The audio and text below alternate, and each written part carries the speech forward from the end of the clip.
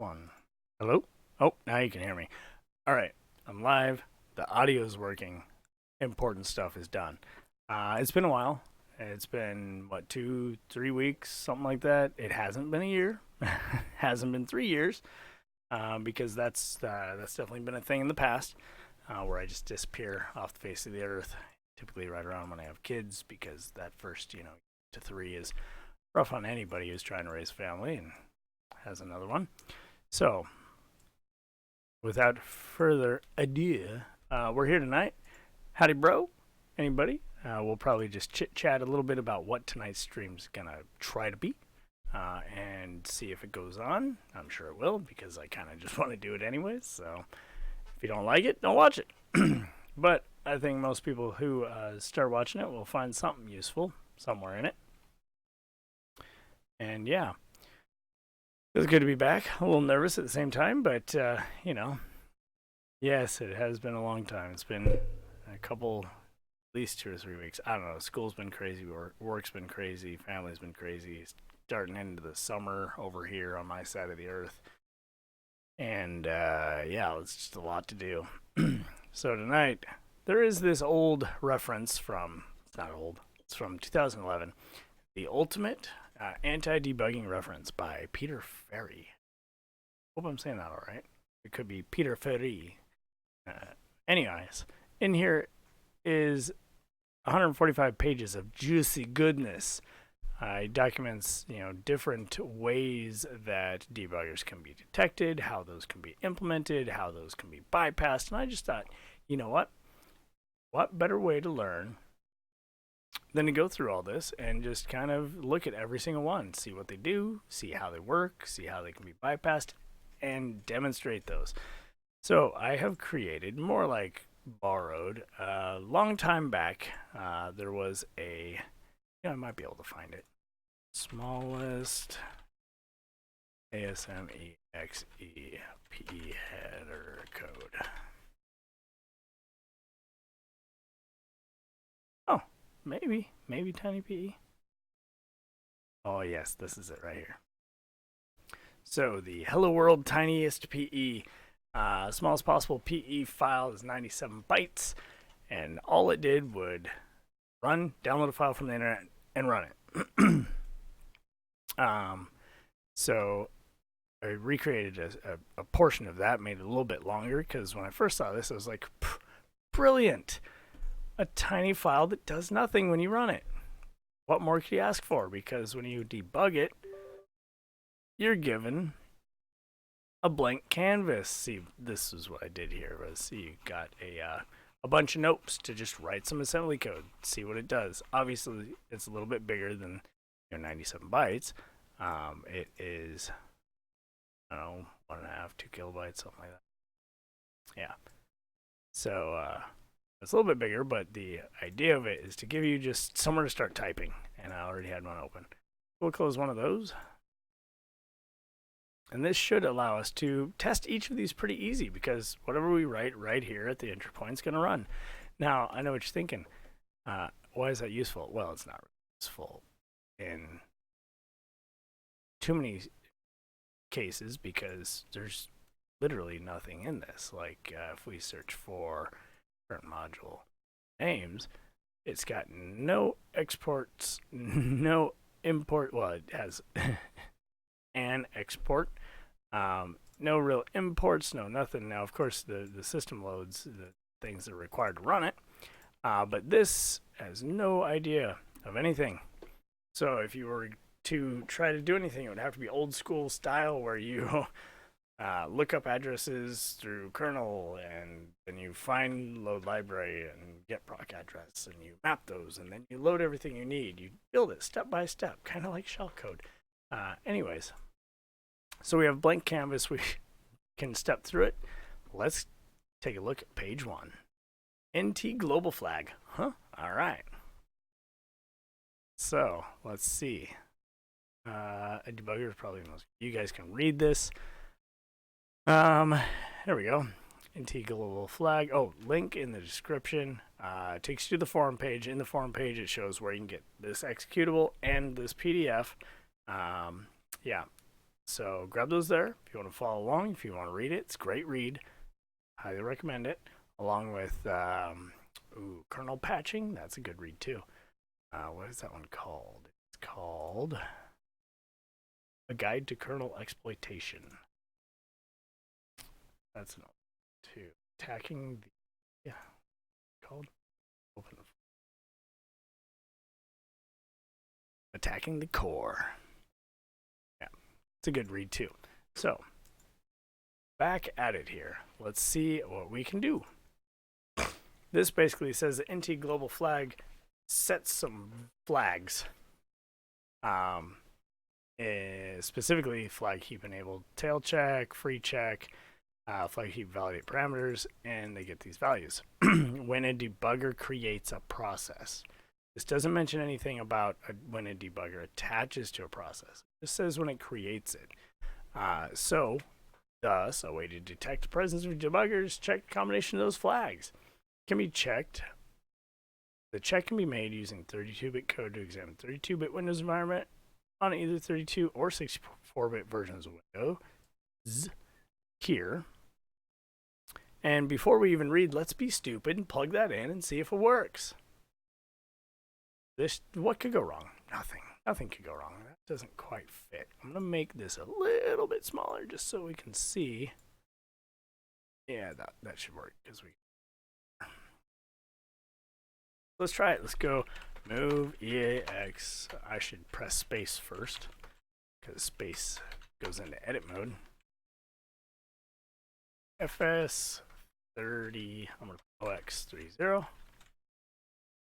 And then let's put move AL EAX plus 8H.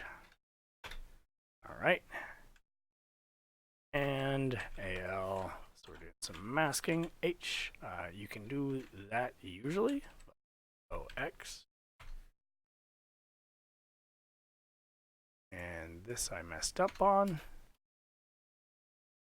X plus 60OX68. Oh, now let's do that. And AL 7 OX70. Curious, it probably would have worked with this. Wait, 70H. Huh. Like that. Curious, it should. Clearly doesn't, but it should. And then we compare for that value. So we mask that off. Compare AL OX70. Jump if equal. We'll just jump down to 40101C. Otherwise, here we have nopes. We'll do inc ECX. And down here, do deck ECX just for some sort of thing. We'll put jump. All right. So, a lot of people jumping in and jumping out. Great, that's fine. You know, some people jumping in, just click the like button and jump back out. Love it. Even the lurkers are good. So we created this process in the debugger. This should jump, right? Let's find out. Moves into EAX, that value, which was stored at the, well, this explains exactly what it is. It is called, it's like the environment block or something like that. Yeah, environment block. The process environment block. So now let's see what happens. What are we going to move into AL? Ooh, looky there, 70. Now, of course, we're going to AND AL. Go there, compare it, and we're jumping. Now, we don't have any way to get anything out of this. So we know it works, but let's do one better here. WX dev C++. What the fuck? I was satisfied with Windows. Well, it didn't grab WX dev very well, so at this point, not so satisfied. I'll pause. Distract.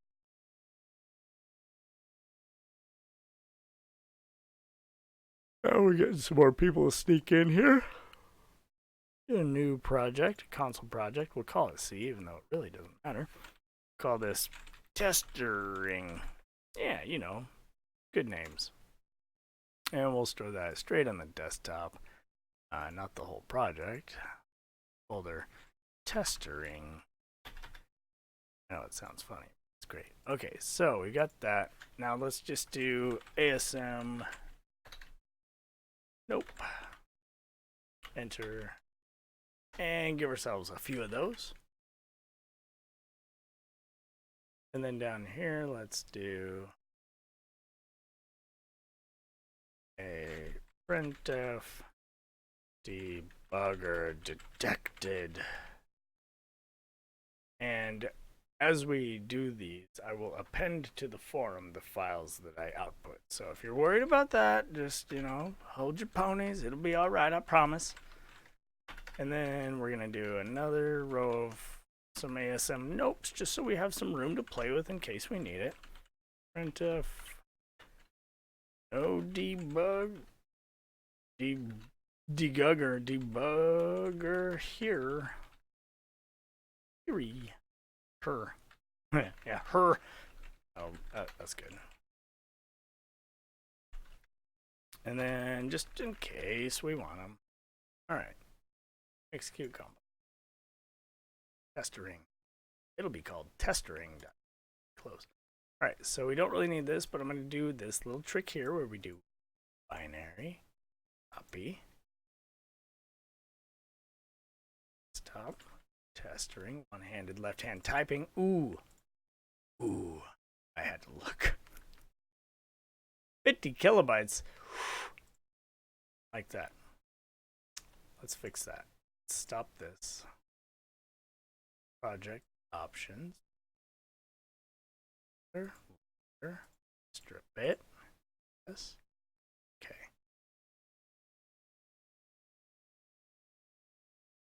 File. Find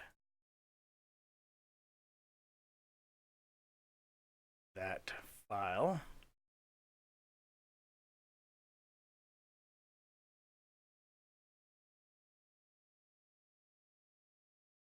Because it, for whatever reason, this is acting up. Not wanting to delete.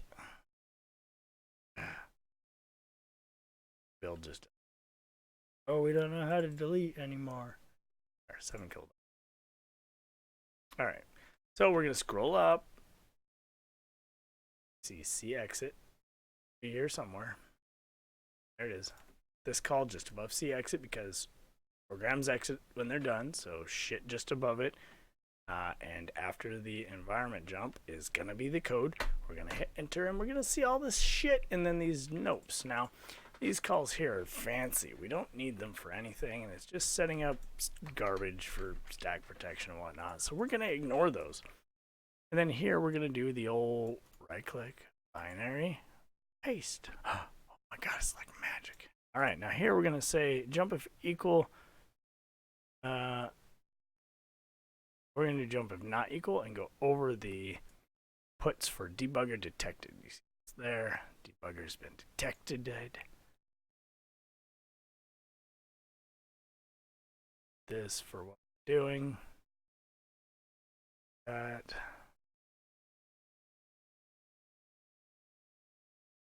All right, a little bit better. Okay, so we'll do jump if not equal, and we have a big ass nope sled, so anywhere in here works. Copy address. Jump if not equal. Boom. All right, so let's put a breakpoint here and hit not graph run.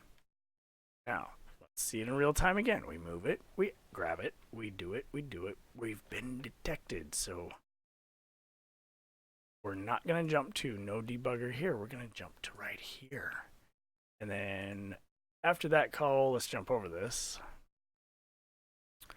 JMP, I've got no addresses. P 401.360, that should do it. All right, so if we hit here, we're going to jump over the good call and land down here in this nope sled that just pauses ends the file. If we jump to here, won't matter. We're good to go. So now we're going to see exactly that. We run, debugger detected. Now, how in the world do we get around this? First of all, before we do that, fuck, I didn't save it. Damn. I have to paste and do shit again. Okay. Binary. For the love of God, it's not there anymore. I'm gonna have to retype it.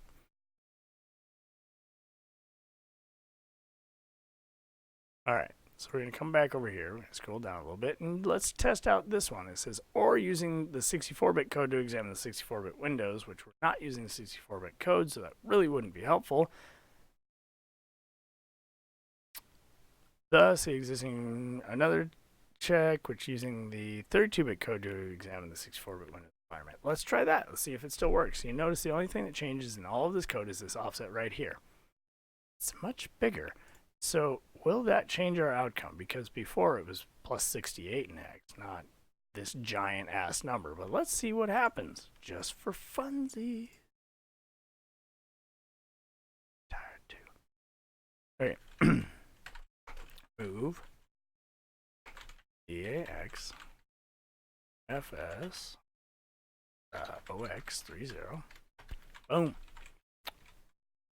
Let's do move AL EAX plus OX, not Windows key, X 10BC.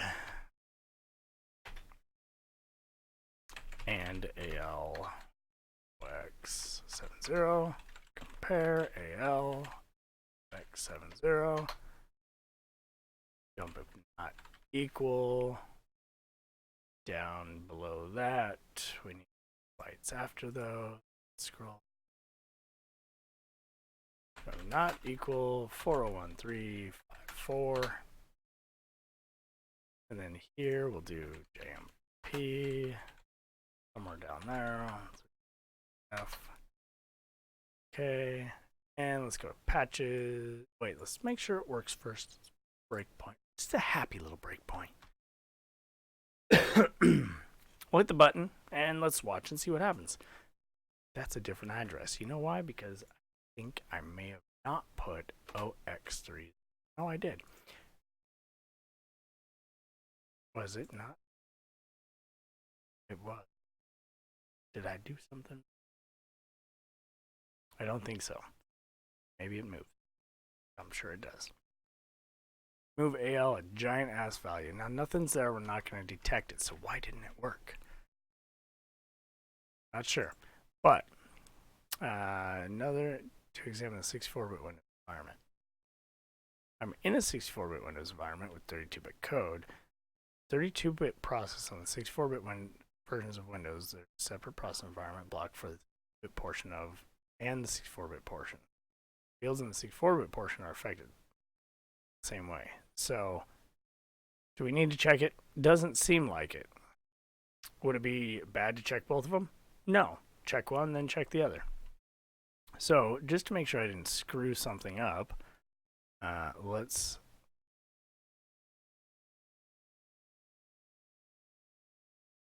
type this again. Move EAX FS OX30. Yeah, no, I didn't type anything wrong there. And this should just be OX68. And just because I feel like being lazy, we'll go binary copy, binary with nopes, enter, grab all these, binary paste. Ooh. All right. Now we can't rewind, so we'll do this. Origin here, or control and the star key. The star key's on the numpad. If you don't have a numpad, you're fucked. I have a numpad. So we'll hit the button. We're pausing a breakpoint. We're going to do that. Now we're going to move that, and we see, yes, in fact, we do get 7.0. We end it, make sure that it fits, compare, and we've got a debugger detected. All right, so now let's go to patches. Let's patch file. Let's call this testering, and this is NT global flag. Do it spell it right. T global flag.exe. Patent pending. No, there's no. All right. We're going to hit stop. Now let's make sure that it doesn't say that there's debugger detected when we run it normally. No debugger her. All right. Now, doesn't see debugger when we run it normally. It does when we run it through x64. So let's do this. Hit run. We're going to see debugger detected. All right. We now have a simple way to detect a debugger. That's not is debugger present. Now, the interesting stuff. How does one baffle this? So, one thing you could do is in your debugger tell it, well, change that to a 0. Say we did this. So let's go to options, preferences, system breakpoint, save, rewind. So we're here breaking. Now let's go and just change that. So let's find it. What? Let's just do it here. So first move EAX FS OX30. And we're going to do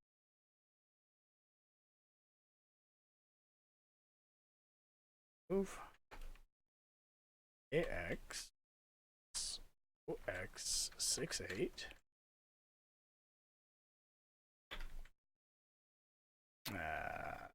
right.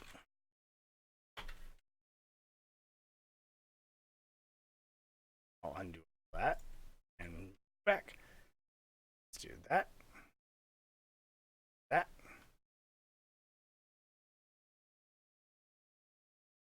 Store selection and margin here. And now when we run, let's see, does it work? No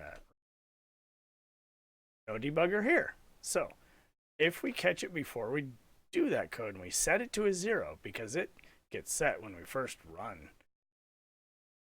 If we just boom, pause on system, set it to 0, we're good. We're golden. But is there something easier? Like something in the registry? Let's find out. So a way to defeat this technique is for the debugger to change the value back to 0 before resuming the process. What do you know?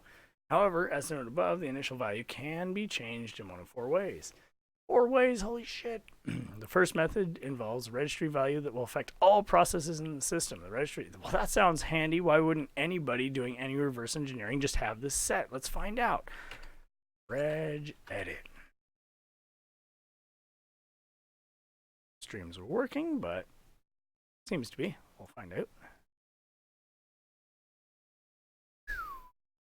Okay.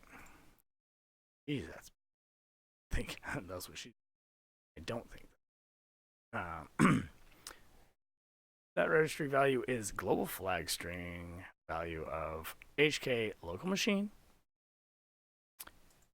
system. I haven't done this, but obviously I dig through the system a while. Current control set, control session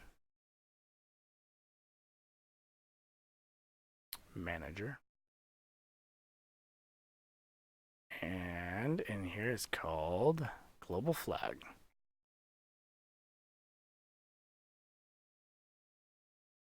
The value here is placed in NT global flag field, though it might be changed later by Windows. See value. A change to this registry value requires a reboot to take effect. This requirement leads to another way to detect the presence of a debugger, which is also aware of the registry value. If the debugger copies the registry value into NT global flag field in order to hide its presence, and if the registry value is altered but the system is not rebooted, then the debugger might be fooled into using this new value instead of the true value. So we could set this to a custom value.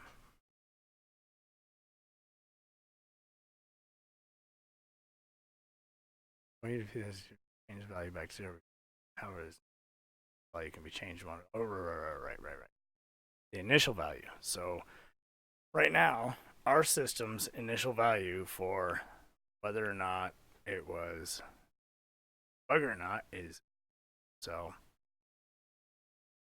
testing for 0 may not always be accurate if somebody has changed this value, or even if we use that value from there to check and see, or to write it, if we haven't rebooted the system, then it will not work. That's what this is saying. If the debugger copies the registry value into the anti-global flag in order to hide its presence, and if the value is altered but the system is not clear, then the debugger might be pulled in using the value instead of the value. The debugger would be revealed if the process knew that the true value was something other than what appeared in the registry value. When we determine the true value would be for the process to run another process and then query the anti-global flag value. A debugger that is not aware of the registry value is also revealed in this way. Interesting. So, if we set this, I'm curious just to find out. Let's do it. Let's set this to 70. Hey, it's Mr. Cat 5. What are you doing up so late, man? Or early? Glad to see you. So I'm going to set that to 70. I'm going to reboot the VM, so we'll see that. Let's reboot. Just so it takes effect. So now when we run this program, it should, if I understood what it said correctly, since we're testing for 70, think that there's a debugger there all the time. Which doesn't help us, it's just interesting. So let's do it. Now we know one way to bypass it is to check and see what that global value flag or global flag value is at runtime and write it. So if we were to do that, but if our program that we want to check and see if there is debugger running queries it first, keeps that, then modifies it, clever, then when our debugger does that and it checks to see what it is and it's to set it to that value, it will have not restarted yet, so it won't have actually taken effect, and we, as the program wanting to detect the debugger, will know that, hey, somebody else went ahead and tried to set this value, but got caught. So now let's see, does that mean that we're testing? When we run this, it's gonna say, hey, you're a debugger. Debugger detected, because we test for 70. And that's our default value. There's no debugger, but it detected one. So let's go ahead and flap that on back. Why does it default to here? That's not even where it was. So I know. Control set, control. I'm missing. Oh, there it is. Full flag 0. So we know that the initial value is 0. We make a program that, as soon as it fires up, grabs that value, writes something else there, and then checks for that initial value not being that initial value, or being set to what we set it to. We know a debugger's present. If it's set to anything other than what we grabbed being put there, then we know the debugger is present. However, to defeat this, in a very general sense, if we set it to 1 and always test for 0, then we're going to get a lot of false positives. So checking for 70 is great. However, this mentioned a few other things, didn't it? I believe so. So these get set, that gets set. Oh yeah, there's 74, 5, 6, 7. Let's resume reading. All right. So, well, the unnamed process, that registry value is also the flag string. But for, yeah, so image file execution options, you put the file name in there, and then it will only affect that file name. Must be replaced by the name of the executable file, not a DLL, to which the flags will be applied. Okay. Third method, changes value, relies on 2 fields in the load configuration table. Okay. One field global flags clear lists the flags to clear, and the other field global flag set lists set. These settings are applied after global flag. Ooh, after have been applied, so they can override the values specifically in global flag registry values. However, they cannot override the values that Windows sets when certain flags remain set. So they can remove the flag that are set when a debugger creates a process. For example, setting blah to that flag causes Windows to set blah to that. If blah flag is set in either of the global flag registry values, then even if the flag heap validate parameters flag is marked for clearing in the load configuration table, it will still be set by Windows later during the process load. So basically, we can unset, but it will get set. Windows makes when a debugger creates a process by setting the no debug heap environment variable. 3 heap flags will not be set in the NT global flag field because debugger. They can, of course, still be set in the global flag registry values or global flag set field in the load configuration table. Interesting. Did I read that right?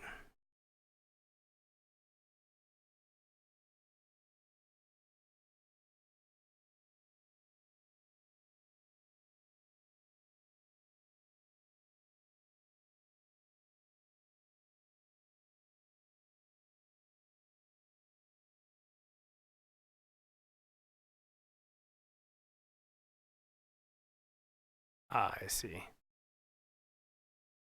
So Windows won't set it, but the registry still could. So let's go CMD. I don't need that. Bam! Fancy, but that's Linux command. Let's go to users. L2, L3, see the desktop. Test string. Output.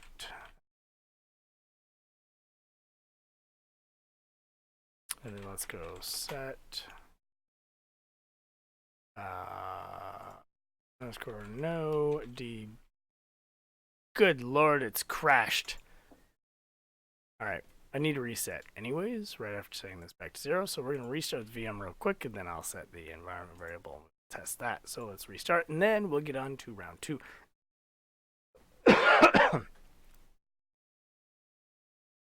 But we know that if, when we attach to a process that is detecting a bugger, if we just always right away set that value to 0 before the process loads, should be okay. I might be missing something there. If I am, let me know. The whole point. But yeah, this is the longest restart I've ever seen. Whew, jeez. There it goes.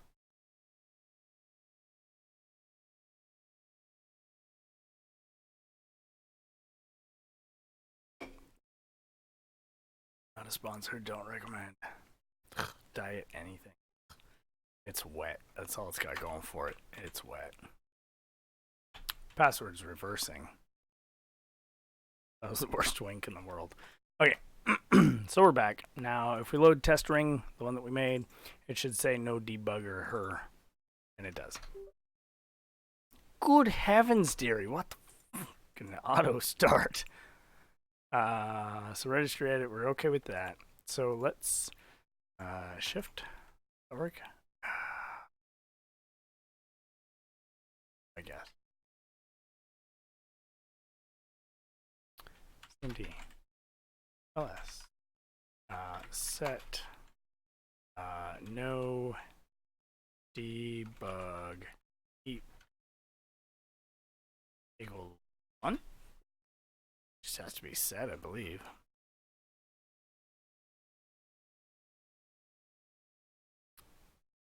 this. And if we do testering, no debugger her. Let's see, that work while I do this because that's just per session. Yes. Wish there was a way. Maybe there is, and if there is, tell me. I know we can change the command line, but wish there's a way to just change your environment variables. I wrote a executable to do this for me once. Might still have it, but actually I know I have it. Let's see if this works. This or that, we'll figure it out. Advanced system settings, environment variables, user variables, system variables, user variables. Let's do system variables. No debug heap 1. Okay. Just in case it doesn't want to recognize those because it was added after started. All right, now let this run. Sure, we could do it here even. Yeah, we could. We could break anywhere in it and do it. Okay. No debugger here. Look, we got around it. So let's go ahead, registry, edit. And once again, we're defaulted to this value. It's not even the last one that I was in, but whatever. And what was that other registry value that was saying? The by name one. Image file execution. Local machine software. Microsoft. Vendors.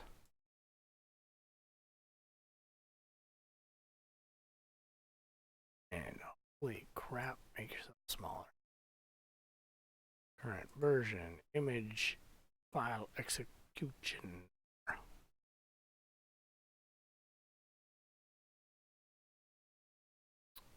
Y'all see that? I don't. Microsoft, oh, Windows NT. No. Makes sense.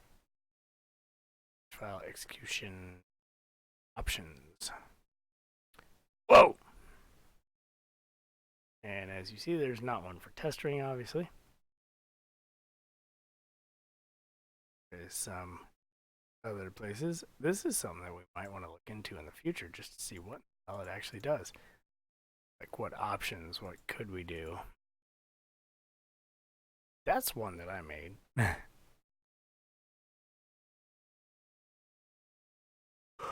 Definitely have to look more into that and see what we can find out. But for now, we are debugging this, and it says that we are not. Let's see what that looks like. Step by step.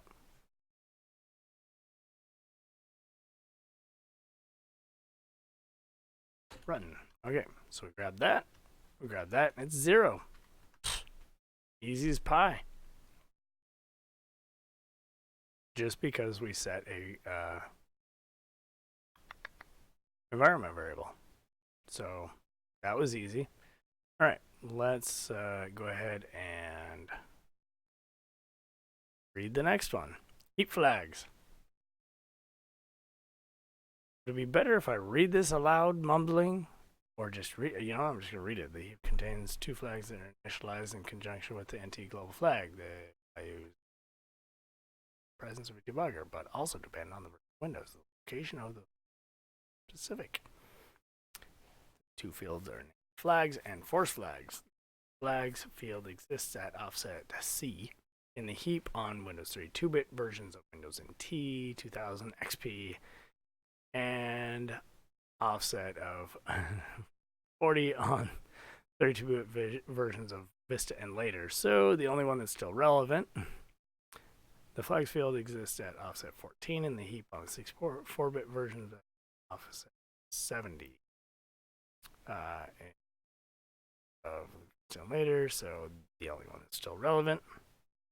We got 40 and 70. And 44 and 74. Value for the flags field is normally set to heap growable 2 on all versions of Windows. The value for the force flags field is normally set to 0. However, both of these values depend on the subsystem version of the host process. For the 32-bit process, 64-bit process has no such dependency. Cool. The field values are as stated only. Subsystem version is 3.51 or greater. If subsystem version is 3.1 to 3.5, then the heap create a line 16. Oh, buddy. Will also be set in both fields. Less than, the file will not run at all. Okay. A common technique is to place the 2 and 0 values in the respective fields in order to hide the presence of a debugger. However, if the subsystem version is not checked, then that action might reveal the process of something that is attempting to hide the debugger. When a debugger is present, the flag field normally set to the combination of not relevant. Oh yes, 64-bit Windows Vista and later. Wait. 32-bit XP, NT, and 2K, so not really relevant these days. Oh, right. Yeah, 64-bit version. Normally set to the combination of these flags. Heap growable 2, tail checking, free checking, value parameters. When a debugger is present, the force field flag is normally set to the combination of these. Okay. Tail checking and flag is the same one as last time, just in a different place. T-global flag, the heap checking enabled. Flag heap value parameters is set on the entity. I'll probably do the timestamp this with, oh, well, thanks.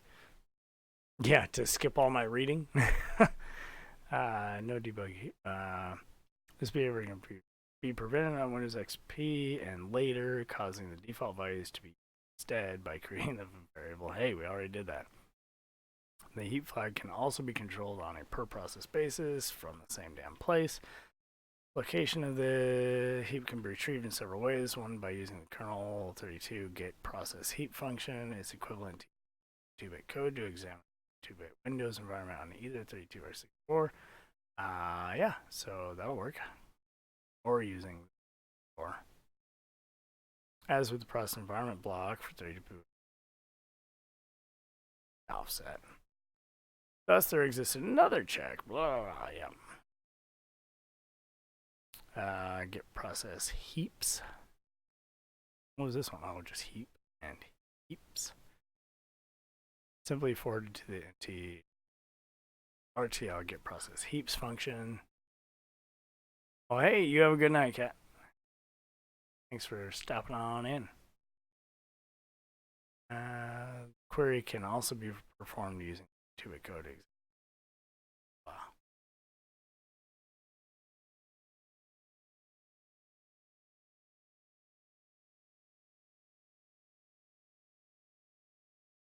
Okay, so since this is essentially the same exact code as the last one, we'll kind of skip that because it's just checking the same thing at a different location and a different value. We'll skip that. Actually, you know what? We'll just toss it in real quick. Because we already have that. And we'll just do this.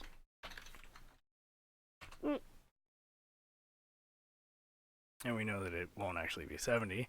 But I am willing to bet that it's going to be 0 anyways. Just because if my... Why did that not pause? Oh, because we're already running. Damn. Run. 18. If my assumption is correct, due to the fact that we have no debug heap, it'll be forced to the default values.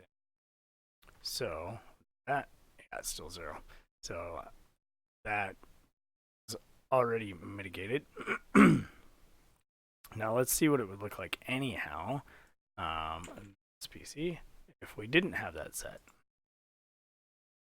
One thing I'm learning from this is that you should just have that fucking set. Delete. Okay. Okay. Stop. Exit. Let's make sure no debugger here. Debug. Yes.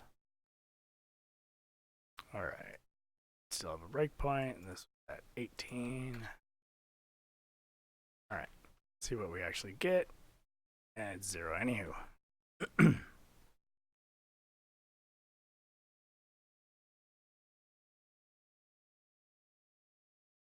Oh, AX, not AL.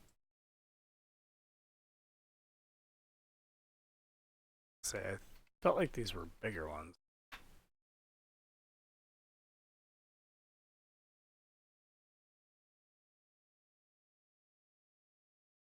There we go. And what were they?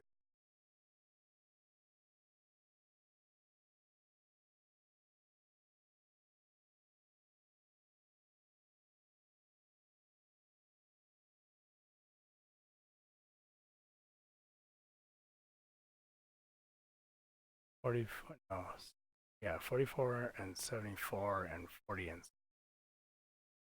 I don't see those. This one is a little weird, but you know, let's move on to this little chunk of I guess right here. Let's see what this one does because it's a little bit different. So, oh, binary fill. Nope. Do it. Do it now.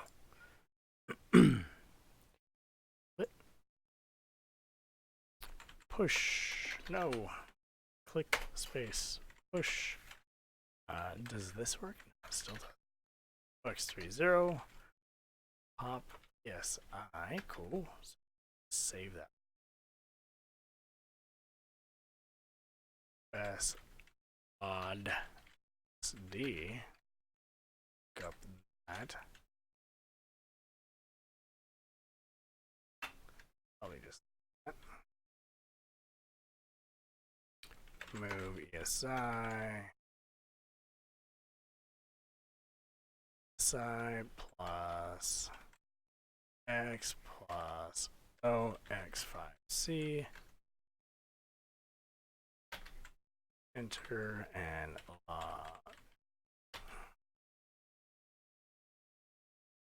and then I feel like we would be. Oh no. Wow. Push 30 just to put it in ESI. Not, you know, move ESI. Well, this takes up less space, so, you know, do it. Why not? Push 30. Pop ESI.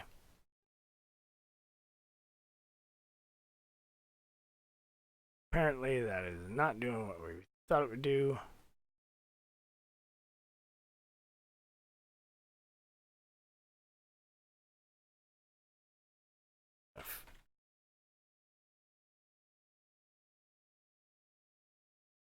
Well, let's look up what that does.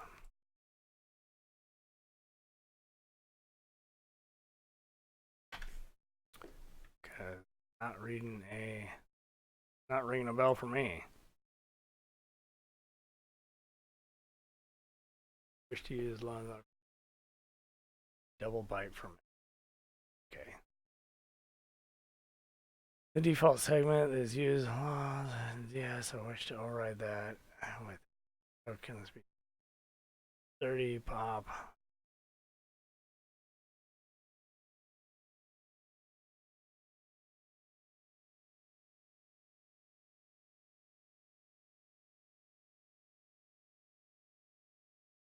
Ah.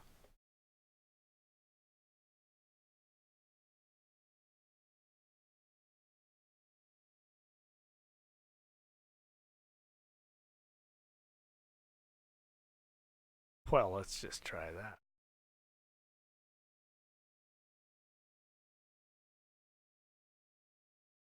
That's just straight up what it is.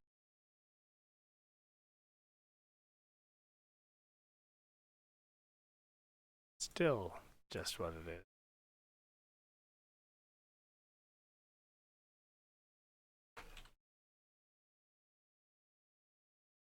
That would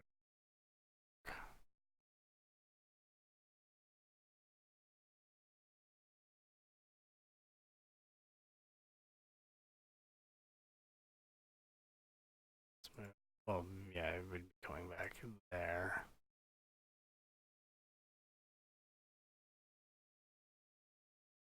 I have to come back to that one.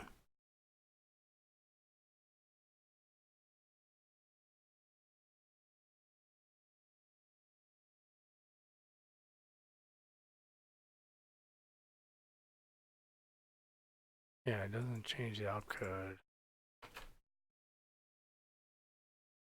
at all.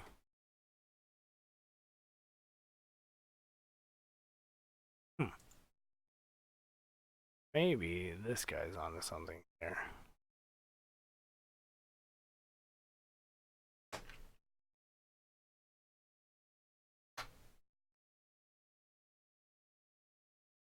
Because that does make sense. Okay, move ESI, EXI, ESI,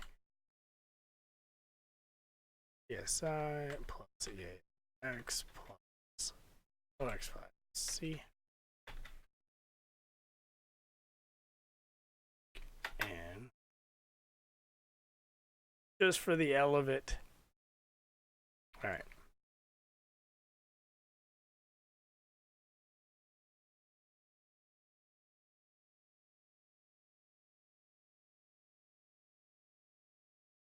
It's like, what the fuck is that? Yeah, that's probably gonna end badly for us. Let's find it. Work. It's not that. Try this one because this says it works with either, but I can't get it to work. Let's see what this one does. Go with nopes. And move. Yeah, so this makes sense. FS OX0. Kind of same thing. Move ESI. X plus a giant ass number.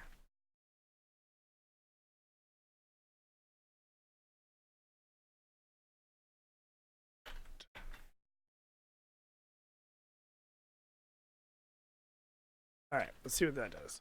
So it's reading that same thing that we had before, and then it's grabbing this giant ass offset. There's nothing there, and it's doing that, which acts as violation.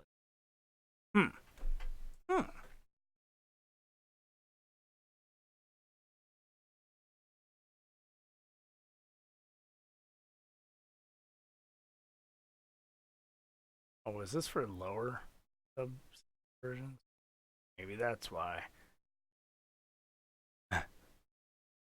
Within, if the subsystem version is or might be within blah range, all this, which shouldn't have to worry about too much. Colgate version L6, lock, process heap base,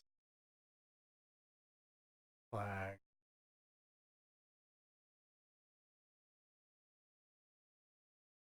Compare that being okay. This is or this should be the one that's relevant.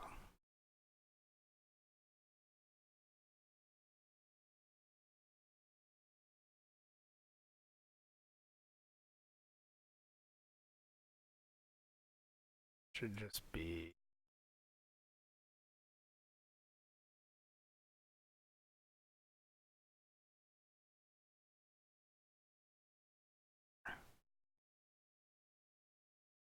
again. Could just XOR it. See what we get with that. See what we find.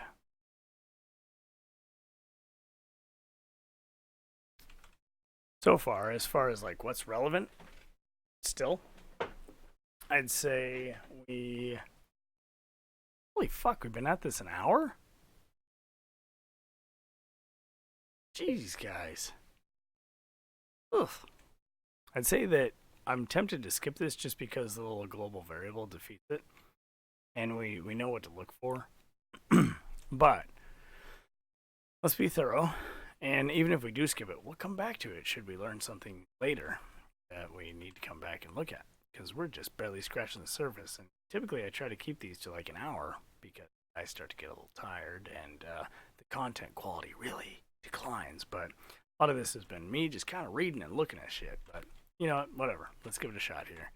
So we're gonna SBB, EBX, X. We're not gonna do a call to get. Actually, we might be able to. Oh, where's get version at? Oh, hey, that'll work.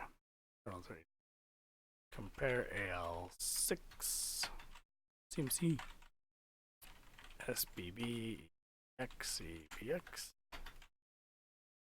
and EBX OX34 and then we're gonna move EAX S OX30 again environment EAX plus OX18. That looks very familiar. Move EAX. Gonna be EAX plus. You know, I've been watching recently. Oh, hi, bro. Glad to hear you're a big fan. Your name is Who Are You? That's pretty cool. I don't know who you are, but glad to see that you enjoy the content. Now, I can't say that you'll enjoy tonight's content. It's going to be, I should have said this up front, it's going to be a slower one, all right? So if you're in for the long haul, great. If you're not, well, watch the highlights, and I'm sure Mr. Cat5, who is awesome, will go through and place a comment with, like, timestamps of, like, topic and whatnot, because he's fucking awesome like that. And oh, by the way, if anybody wants to like volunteer for like editing some of these older live streams and like the point of them, let me know. I'll repay you with sexual favors. I'm kidding. Yes, I'm kidding. No sexual favors, but I make a mean. I barbecue really well, and you're invited anytime you can smell it. Rule is, if you're walking by and you can smell it, come on in. And AL OX F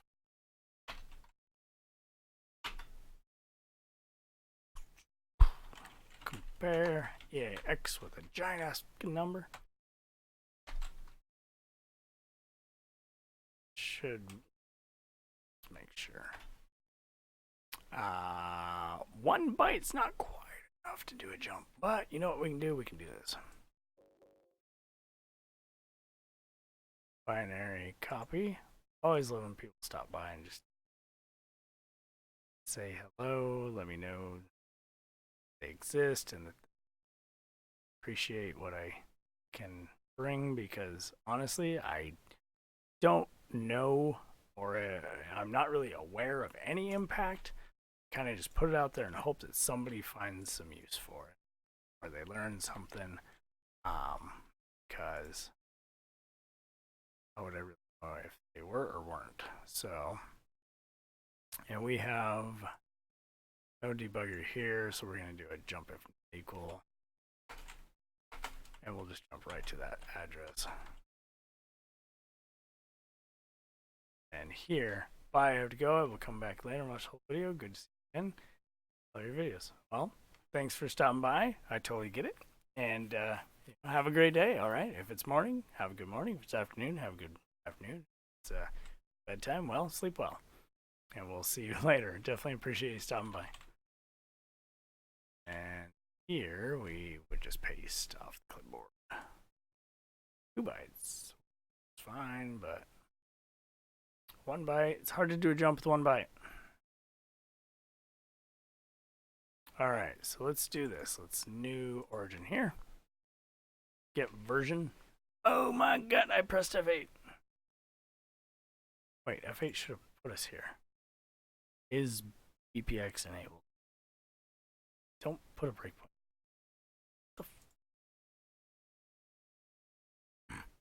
Alright, run.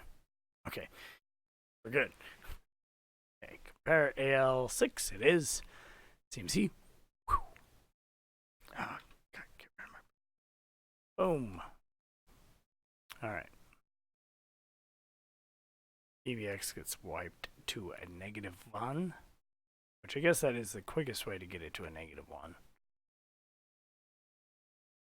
And EBX with 3.4, which I'm not sure the point of that. -1 and then doing an AND with a specific number, you know it's not going to match, so we could have done the old push 3.4 pop EBX and saved 2 bytes and had enough room for a fucking jump. Oh well. Move EAX to that value. Been there before. We've been here before. But we haven't been here before. Curiously enough. It's not going to match. Wait, maybe it is. Oh, it is. Look at that. Oh, that's cool. B swap. Like Indianness swapping. You learn something new every day. And ALF. Is that correct? Did I do that right? Yeah, I did. Perfect. Compare. We're being debugged. That's pretty cool. That's pretty cool. We got a debugger detected. Let's patch. Actually, you know what? I can't do that. We got to do this. We got to do push OX34 pop EBX. So we have enough for fucking jump. And let's binary copy store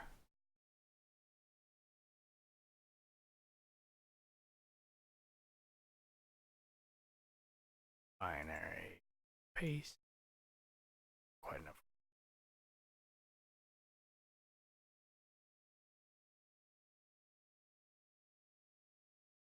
Boom. Boom.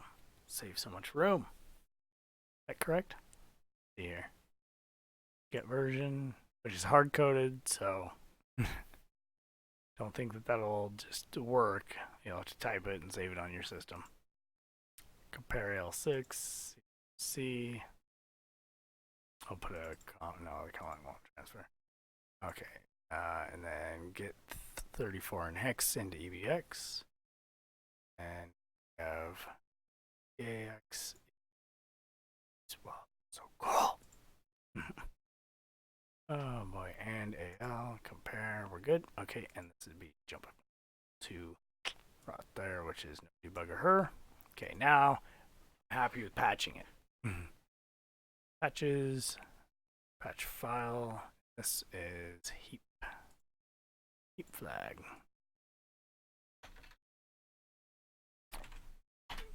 Heap flag, 34 patches. Jesus. Okay.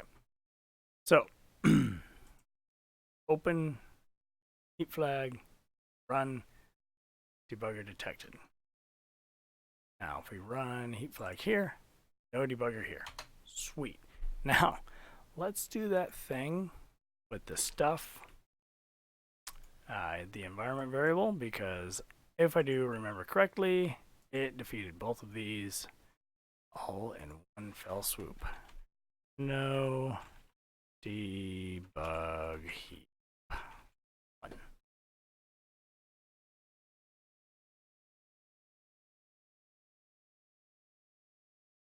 No debugger her. this doesn't work, I might need to restart it. Bug detected. Start. Or if I made a typo, you're all screaming at your monitor. No deep keep. Okay. So bug. Yes.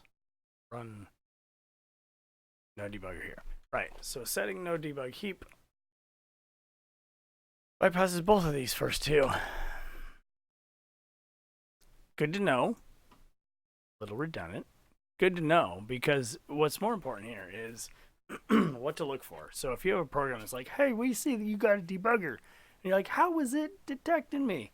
Well, if we look for what's common, look for this. Look for move EAX FS3H and see what the fuck is coming next. If you see that it is then grabbing 18, because that's common in both of these top two as well, and then it's doing a compare, well, that might be it. So looking for that type of thing is going to be helpful. Now, does it come up in a normal program? Like, just by default, like, sure, I have a program. Crack this. I don't recall what this is, but it's got some anti-debugging for sure. References, because it just launched and then crashed. View executable Krakadisa X analyzer as the module. Alright, and then let's do a search for current module command. Boom. Got nothing in there. Let's do search for current module command. Oh, that's not a command. Oh, X30. Oh boy. None of those are in our program. Oh, wait, what?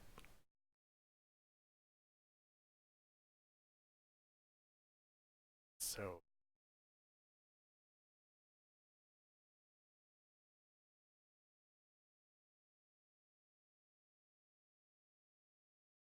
this address space doesn't look proper.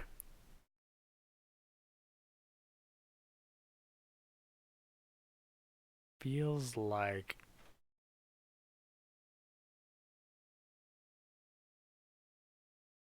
anyhow, let's go back into here. That's a lot.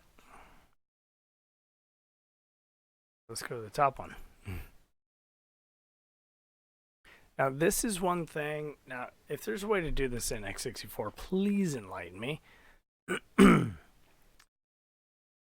So, now I know we could search for hacks, and that's what I'm going to do here. But in all that you could do, search for commands, and you could type in any number of commands and search for them in that order. It was very awesome and helpful.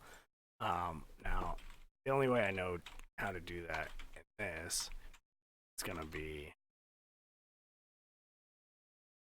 plus x18. To do this,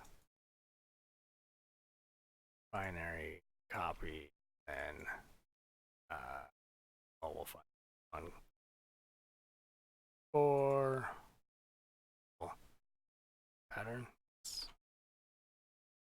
So we found 3 of them. So this one likely is the one that I made. References, and here we see, okay, ooh, that's a fun one. Now you see here that really not much is going on after that. Likely not any type of detection. This one is interesting because it stores that. And then it clears it, stores that somewhere. Although, I mean, this curiously doesn't look like our actual program. It looks, yeah, this is nt.dll, so that's not really going to help us. Apparently, search for pattern in this module means nt.dll. Likely it's because we're not really running yet, and like I said, that address space definitely did that. Yeah, so let's do this. See if we can thread start, thread entry.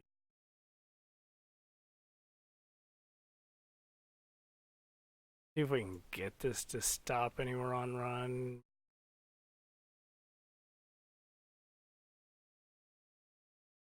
After initialization.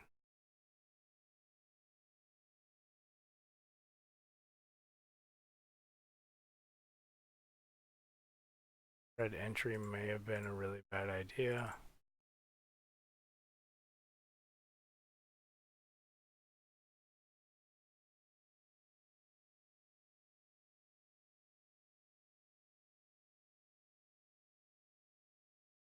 Damn.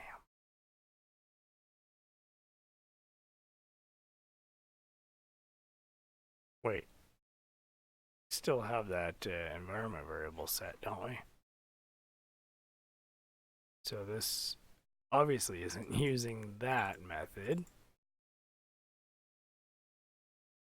because we would be getting away scot-free. Good Lord. Breaks when you have, yeah. So we still have it set, so it's definitely not using that method. So let's do one more because these two were kind of anticlimactic. Let's at least see what the next one is.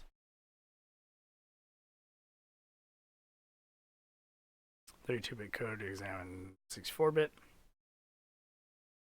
And this was greater for either. So yeah, that works great. So this is for only, that's for only. Print 32 get version function call can be further obfuscated by simply retrieving the value directly from NT major from the offset environment space, which is going to show us here, but here, nope, all the heap 3, the heap.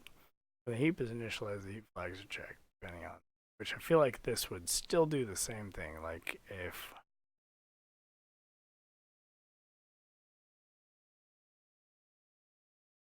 there is no equivalent code for 32-bit code to examine the 64 because it can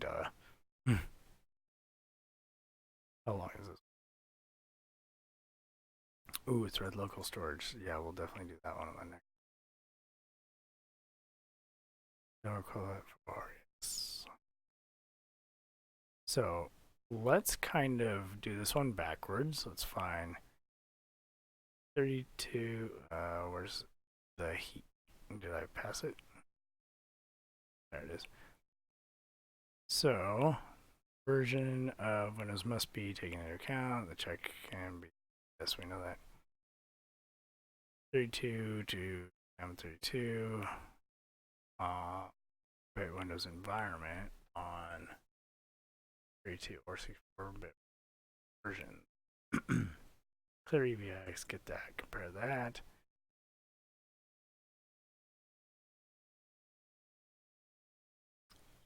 To H18, check for protected heap.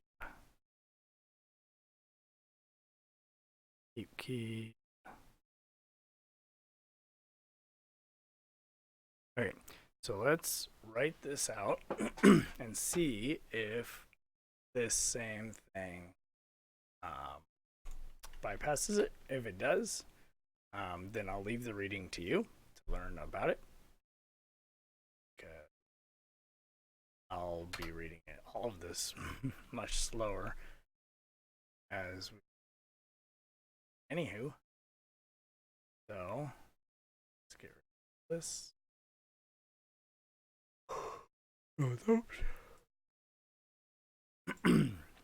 But I'm curious, so let's do that. XOR empty out EVX is what that says. Make sure it's 0.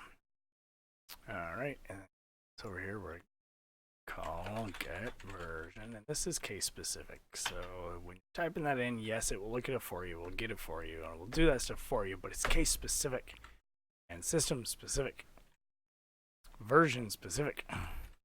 So unless the testering exe had that in its like global offset table, it obviously doesn't. There isn't one, or imports whichever flavor you want to, however you want to slice it.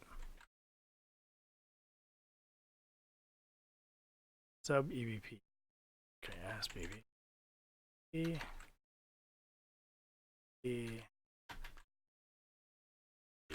11.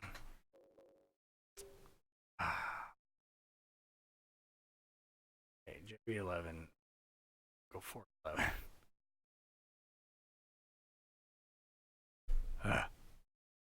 It's the old fashioned way.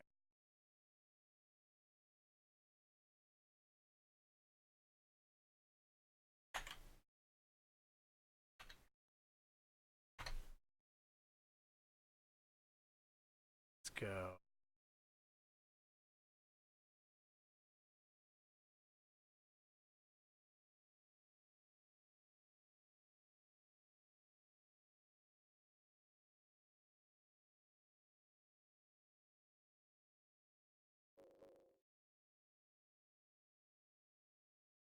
F.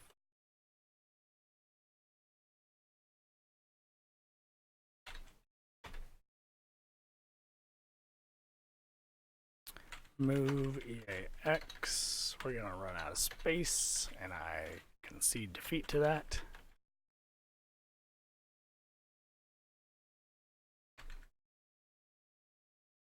Wait, if I just put plus 30, does it assume automatically it's hex? Let's find out. Yes, it does. That's not even close to what I typed. Move EAX FS EBX plus 30. Much different. Okay.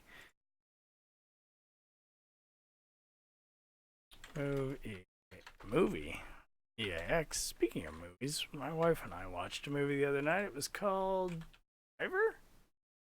Pretty good. I'd never heard of it. It was on something. IMDb free dive, I think. Plus 18. So how many of you were screaming at your screen, you don't have to type the OX? Like, yeah. Alright. Move EAX. EAX plus 24. CX, not a game.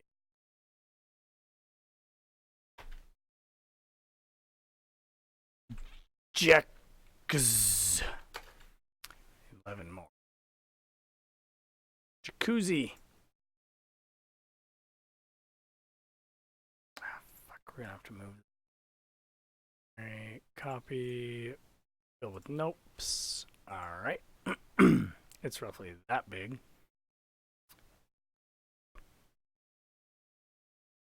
Eight. 9. Can't math.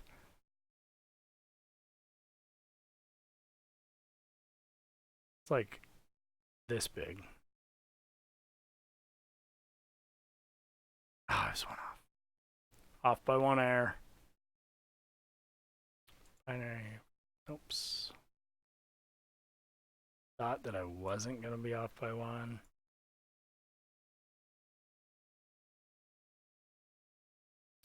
But I was. This gets fuckered. Tilted. See him.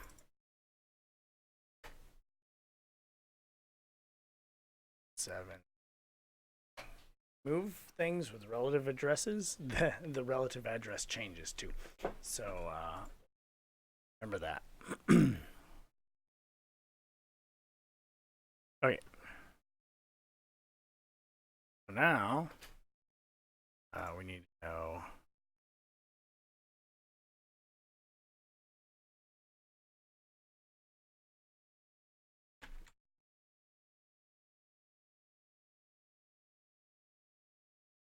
fuck, I lost it.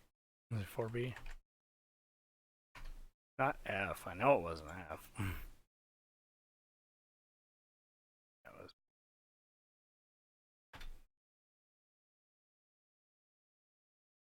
Wait. That's not it.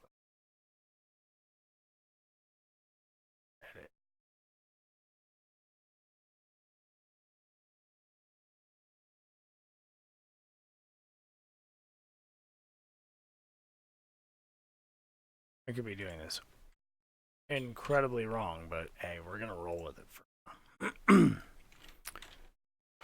move ECX. Let's add ECX. Dereference ECX. Test AX plus 4C. God, this is long. C move not equal EX EAX plus 50. We're so gonna run it. Will this work? I doubt it.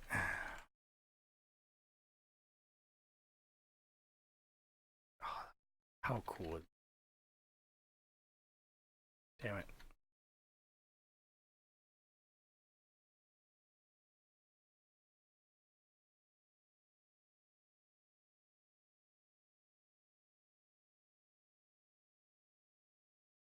Now I gotta figure out how to get the point. Just get heap. One EX. Can we just get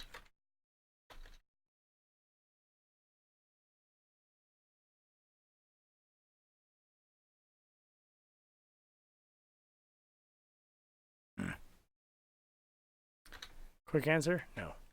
Damn it.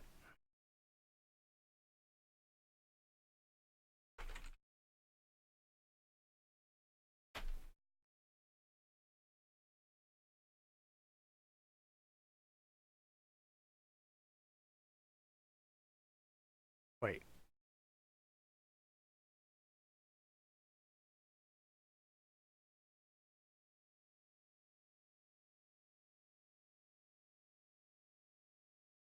Yeah, we know, but give me the fucking heap pointer.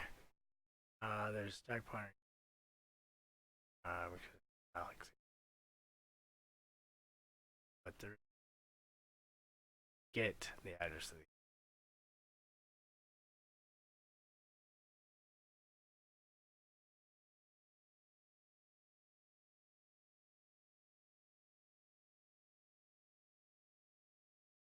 So get address.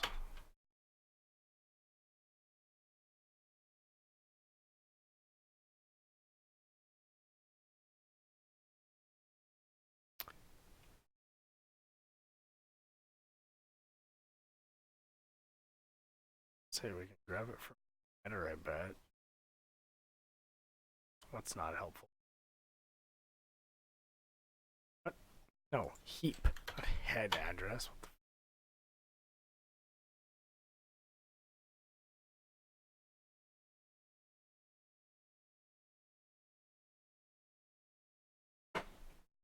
You know what? We're just gonna fucking put something in it and call it good now.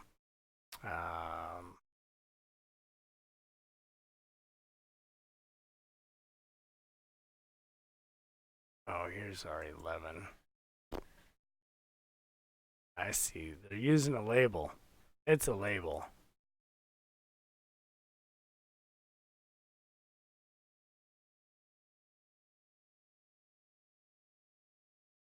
So let's just say that we don't do this section and we'll go right to the 11, which is going to be here. Oh, the 11's where we need the fucking heap. Damn it.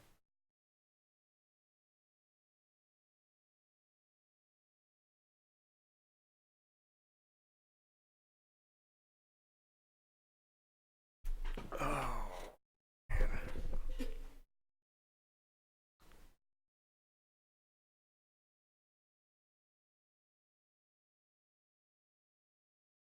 Right, read it. So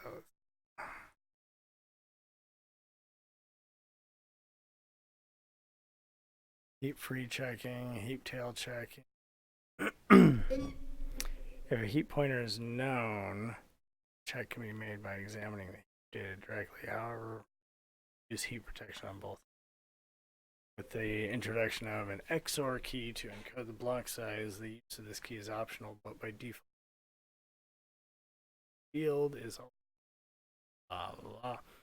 Version of Windows. So this is again checking the same flag just in a different spot directly from the heap. However, in Vista and later, it won't really matter because we don't have that. So this, my friends, was a waste of time on that one, because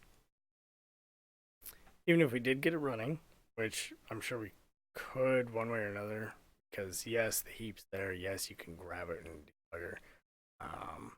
We could probably just view the memory map and find it. It's gonna be somewhere reserved. Ugh. Where is the PE header on this thing now?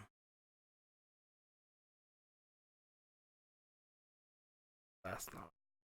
Anyways, even if we did, it wouldn't really be relevant, I don't think. If I'm wrong, please let me know. Or if there's something I'm missing, let me know. But I'm going to go ahead and say that since it's doing the same tail checking flag, just reading in a different spot, that the environment variable is going to take care of that for us too. But this one basically says on platforms later than that, it doesn't matter.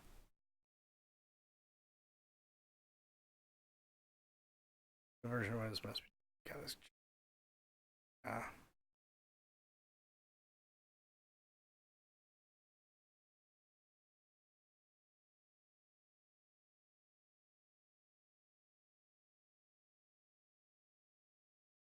That's the way to detect the present. Check for those values if heap pointers. Okay, so it's just basically going through looking for beefy to see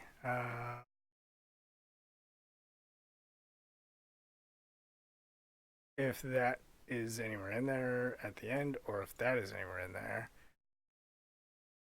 to see if there is a debugger present, which is what this is going to do. Anywho, there's no equivalent code. If no pointer is known, then one can be retrieved by using the kernel heap walk or Anti-DLL, or even kernel 32 get command line. The return block size value is coded automatically, so the version of matters in this case. The check can be made using. Okay, so we should have just read ahead because this is all that we would have needed.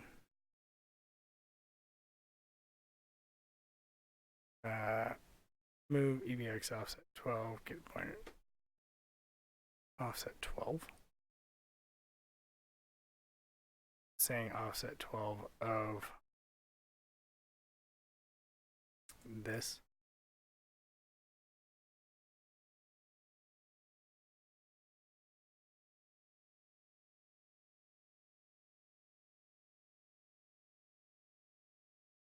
Oh, right here.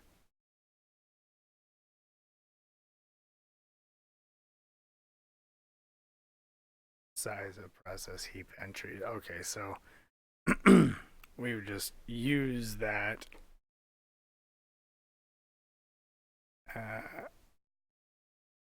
So let's go like this. Push EBX. So we just need. Let's go with heap walk. All. Heap. See what that does. Oof. And then we would just do push EX. And then there.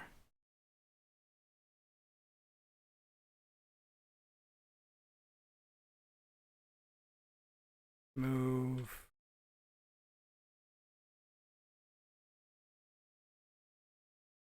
EX.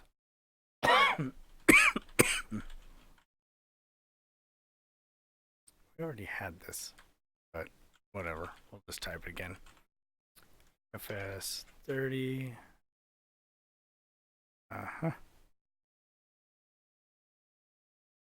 Push.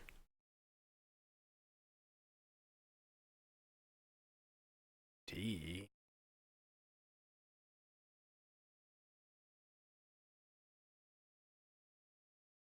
Like, oh, it's a D word. EX plus 18. Oh, it's showing us the damn epoch call, and we would have needed the process heap entry. I see what it's doing now. I should really read ahead. Does it give us a example? No, it doesn't. Using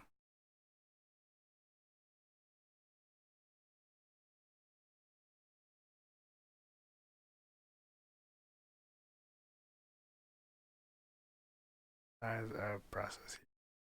So let's view memory map.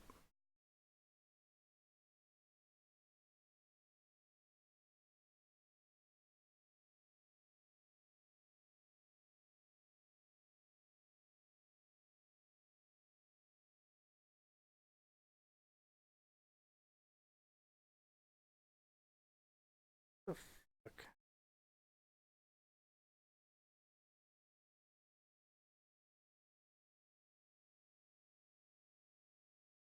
Why does this not give me?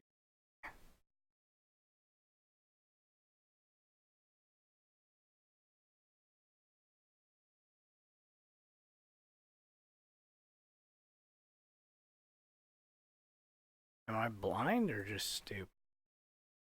You can answer that if you want to. Anyhow, so we're actually gonna just call it here. We're at that point where I'm like 1:30 in the morning, throat's getting scratchy. I believe, I could be wrong, but I do believe that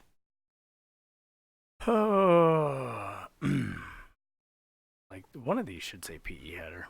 I don't even see. Oh, right. We're in a. No, yeah, definitely have header. Anyhow, beside that point, I do believe that since this is checking those same flags just differently, that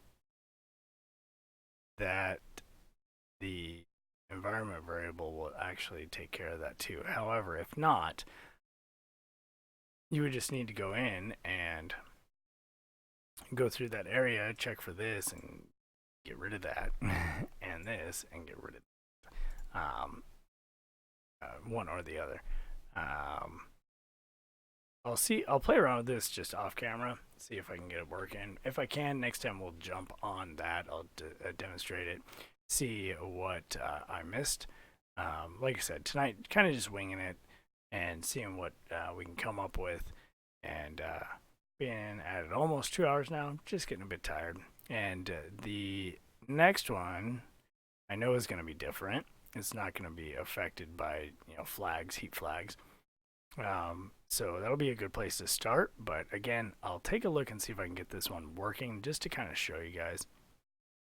And then also to see for myself and to see if it is affected by that environment variable or not. I think that it actually will be, because what determines whether or not these are set is going to be determined by whether or not this is set, and this won't be set. This won't be set if we have that environment variable set. So I think we'll be fine just with that anyways. But I'll fiddle around with it and see if I can get it working. Well, I'm sure that if it's possible, I'll get it working. If it's not possible, then well, I won't. One of my favorites for anti-debugging is this right here, set unhandled exception filter. I'll show you that one day as well. And then once we make it through all of this, we'll have a pretty good idea of things to look for, what to find, and other ways that we might be able to detect a debugger. Maybe we can come up with something new. I'm sure we can, at least one thing, because that's just kind of the name of the game. Be creative, find something new, and make it work. So without further ado, I'll spare you guys the rest of this just scratchy voice talking and my brain churning, silent, awkward moments, and say thank you for watching. Hope you enjoyed something. Um, the link is in the description. Takes you to the forum page where you can get all the base files. Follow along. You can read it for yourself. Definitely recommend reading it. And we will learn together. Other than that, do hope you guys have a good morning, good afternoon, and or good night. Sleep well if you're going to bed. Wake up happy and feeling energized like everybody ought to if you're waking up. And other than that, I'll see you next time.